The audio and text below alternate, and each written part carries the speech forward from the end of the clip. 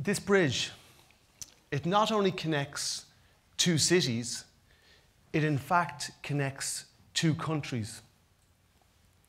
These two cities are so closely located to one another that they are joined by a bridge, but yet they are worlds apart. These two cities exist shoulder to shoulder, but yet the lives of the people living in each city are completely different. If we were to take a person from each city and interview them, the stories that we would hear about their lives would be completely different, which is strange considering how close the two cities are located, the fact that they share the same water source, they experience the same climate. When it rains on everyone in both cities, closely connected. In one city, it costs $35 to go on a family trip. In the other city, it costs $35 to have somebody murdered. El Paso has all the benefits of a first world country and is one of the safest cities in America. Next door to it, and connected to El Paso by a bridge, is Juarez in Mexico. And it has one of the highest murder rates reported in the world.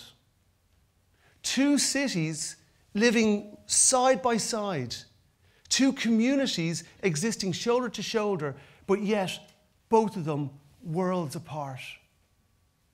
But what about us? What about our capital city? Exactly.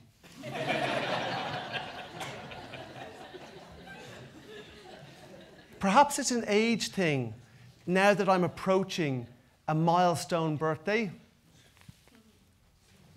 No, it's not 50. No, it's not 30. It does have a zero in it. But I have a growing appreciation of everything that this city has to offer. Within 30 minutes, I can cycle in the mountains or I can swim in the sea. Just two examples of everything at my doorstep in this wonderful city. But yet at the same time, I have this growing anger and frustration that we are a divided people. We are divided into groups of those that have and those that don't have, those that are at an advantage and those at a disadvantage, those who make decisions and those who don't have a voice.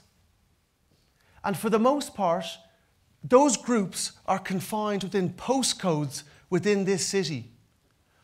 So we end up with communities living side by side, shoulder to shoulder, but yet worlds apart.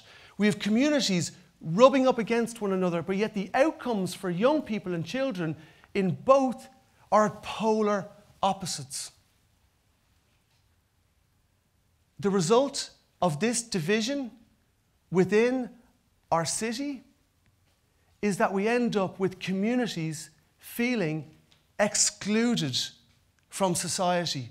We have people and communities feeling excluded from society. And that feeling of exclusion was one of the major contributing factors to the London riots in 2011. In Solas Project, we have a vision to see an Ireland where every child and young person truly understands their self-worth and can take full advantage of their potential.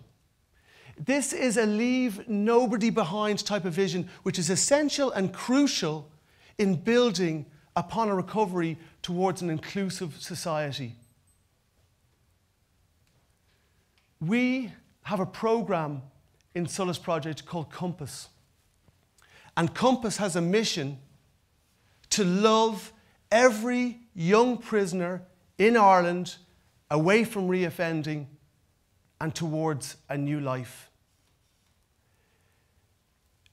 I got it wrong once and I said, love every young offender away from Ireland, which didn't go down well. But ever since I started that programme, I have been deeply, deeply saddened to see that time and time again, all the young men in that programme and in our prisons are all from the same communities. And people say to me, they say, it must be very difficult for you to help an ex-prisoner to be reintegrated back into society on release. When in fact, those young men in Compass and those young men coming out of prison, they have never felt part of society in the first place. So it's not a case of reintegration for them and for us helping them. It is a process of integration into society for the first time. These are some quotes from some of the young people on that programme. And you will see quite quickly the narrative of their lives.